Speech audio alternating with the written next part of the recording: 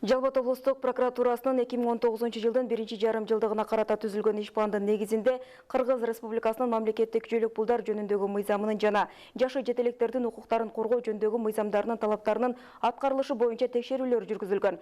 Жалпысынан 13 текшерүү жүргүзүлүп, жыйынтыгы менен 3 каршылык билдирүү, мыйзам бузуучулуктарды четтетүү боюнча 21 сунуш, 3 талап келтирилген, 13 кызматкер тартиптик жоопкерчиликке тартылган. Келтирилген прокурордук актылардын негизинде 234.870 сом акчалай каражат өндүрүлгөн.